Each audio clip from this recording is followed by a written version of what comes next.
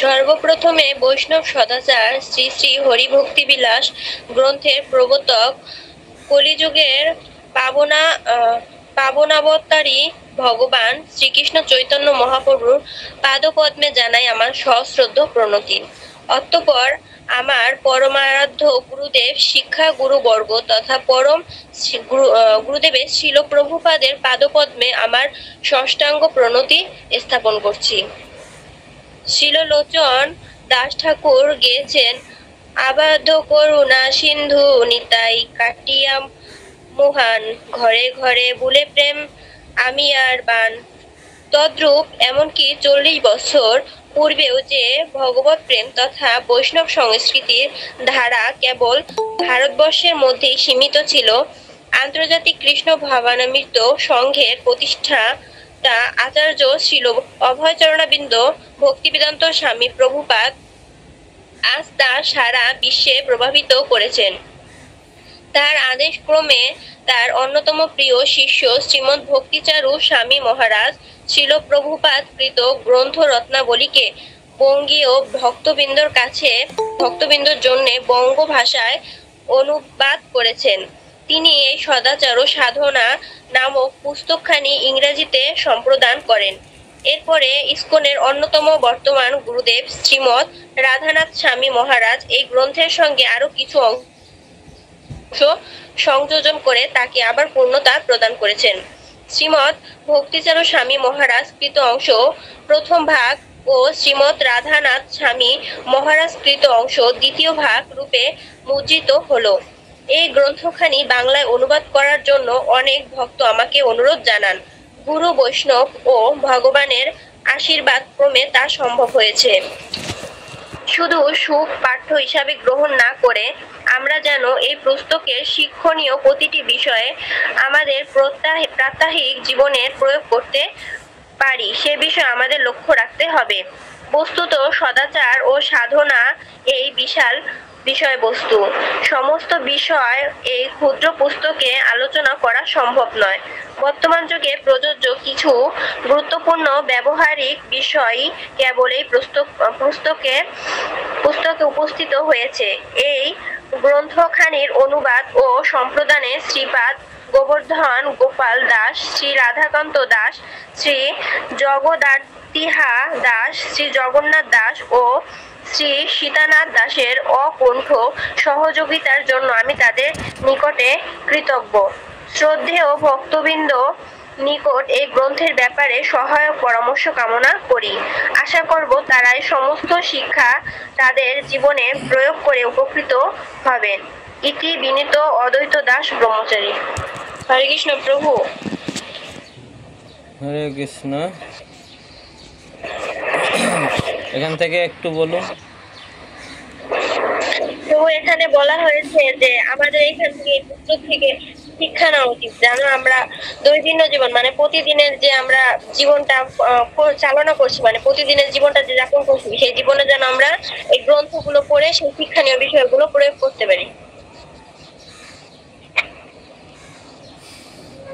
আমরা পড়ব এখানে যে সদাচার সম্পর্কে আলোচনা করবে। আজকে আমরা বিশেষ নিবেদন, কালকে ভূমিকা পড়ব, তারপরে কিছু পয়েন্ট আসবে আমাদের দৈনন্দিন জীবনে কিভাবে কার সাথে কথা বলতে হবে, কিভাবে চলতে হবে, একটা বৈষ্ণবের কিভাবে চলা উচিত, কারোর সাথে কীরকমভাবে কথা বলা উচিত, তারপরে সিনিয়র জুনিয়র আছে সবার সাথে আমাদের কীরকম কথাবার্তা আলাপচারিতা করা উচিত, এইসব সম্বন্ধে বলবে। সকালে উঠে কি করা উচিত, অনেক কিছু 24 ঘন্টায় আমাদের কি কি করা লাগবে এখানে সেই বিষয়ে আলোচনা করবে। আর এটা আমাদের খুব নিজের জীবনে যদি অ্যাপ্লাই করতে পারি তাহলে ভালো একজন বৈষ্ণব হতে পারবো, আর না হলে খারাপ বৈষ্ণব হওয়াই মনে হয় এরকমই একটা কিছু হয়ে যাবে। তার জন্য আমরা চাই না। যেহেতু আমরা যে সোসাইটির সাথে আছি, অবশ্যই আমাদের কি করতে হবে, আমাদের চারিত্রিক ঘটনগুলো উন্নতি করতে হবে। মহাপ্রভু শ্রীল সনাতন গোস্বামী বৈষ্ণব রীতি হরি ভক্ত বিলাসের গ্রন্থে প্রণয়ন করতে উদ্দেশ্য করেন।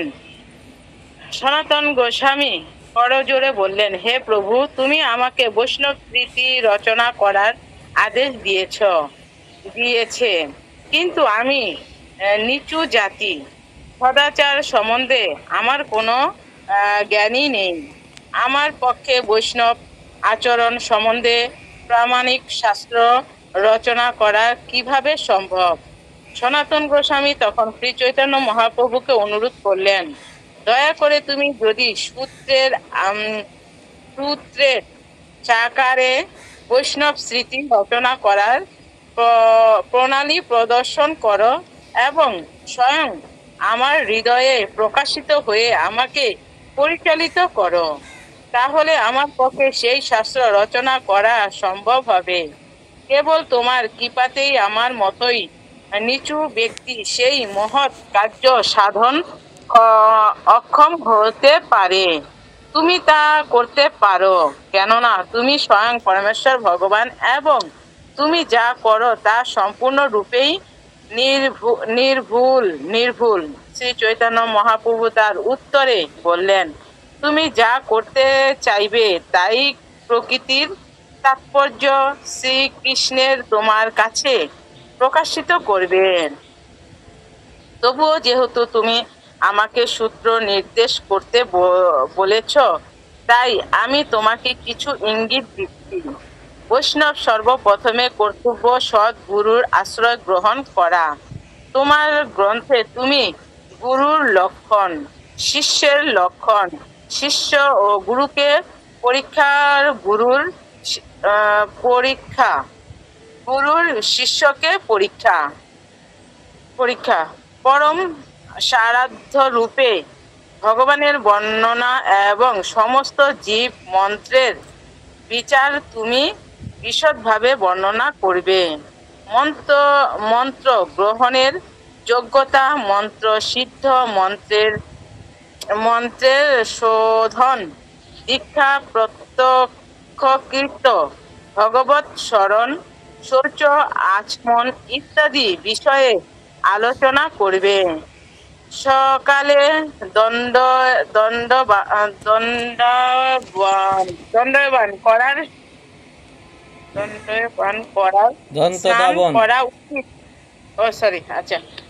স্নান করা উচিত এবং পরমেশ্বর ভগবান ও গুরুদেবকে প্রণতি নিবেদন করে বর্ণনা করা উচিত। গুরুদেবকে সেবা করা উচিত এবং শিষ্যের শরীরের দ্বাদশ অঙ্গে উদ্ধব কুণ্ড বা তিলক আঁকা উচিত। দেহে ভগবানের নাম এবং শঙ্খ চক্র আদি ভগবানের দিব্য অস্ত্র ধারণ করা উচিত। তারপর তুমি বর্ণনা করবে কিভাবে গোপী চন্দন দিয়ে দেহ অঙ্কিত করতে হয়, তুলসী মালা ধারণ করতে হয়, তুলসী পত্র আরোহণ করতে হয়, বস্ত্র বাসগৃহে পরিষ্কার করতে হয় এবং মন্দিরে প্রবেশ করার সময় ভগবানের দৃষ্টি আকর্ষণ করার জন্য ঘণ্টা বাজাতে হয়। পঞ্চপ্রচারে দোষ সরস্য ও পঞ্চাশত উপচারে শ্রীকৃষ্ণের অর্চন করা প্রসিদ্ধি বর্ণনা করবে। দিনে 5 বার অন্তর ভগবানের পূজা এবং আরতি করার প্রসিদ্ধি বর্ণনা করবে। শ্রীকৃষ্ণকে ভজন এবং স্বয়ং দেওয়ার প্রসিদ্ধি বর্ণনা করবে। পদ্ধতি শ্রীমূর্তির লক্ষণ, শালগ্রাম, শিলা লক্ষণ, বৃন্দাবন, মথুরা, তারকা আদি শ্রীকৃষ্ণের লীলাক্ষেত্র যাত্রা এবং শ্রীকৃষ্ণের বিগ্রহ দর্শন করা বিধির বর্ণনা করবে। ভগবানের নামের মহিমা কীর্তন এবং নাম অপরাধ সাধনে বর্জন করার কথা বর্ণনা করবে। এবং প্রভু এতটুকু রাখবো না, আরো পড়বো। ঠিক আছে, এই পর্যন্তই থাক। এরপর কে পড়বেন? পরের পেজটা পড়ে ফেলুন। কার কাছে গ্রন্থ আছে? হ্যাঁ, আশিস প্রভু পড়ুন। কৃষ্ণ প্রভু প্রণাম চরণে। এবং বৈষ্ণবের লক্ষণ ও সেবা অপরাধ থেকে মুক্ত হওয়ার পন্থা বর্ণনা করবে। পূজার বিভিন্ন সামগ্রী শঙ্খ, জল, গন্ধদ্রব্য, পুষ্প, ধূপ আদির লক্ষণ বর্ণনা করবে এবং ভগবানের নাম জপ, ভগবানের স্তুতি, পরিক্রমা এবং দণ্ডবোধ করে ভগবানের বন্দনা করার কথা বর্ণনা করবে।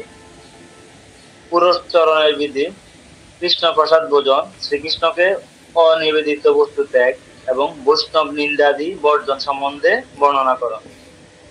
সাধুর লক্ষণ, সাধু সঙ্গ, সাধু সেবা, অসৎ সঙ্গ ত্যাগ, শ্রীমদ্ ভাগবত আদি শাস্ত্রগ্রন্থ নিয়মিত পাঠ করার নির্দেশ দিও।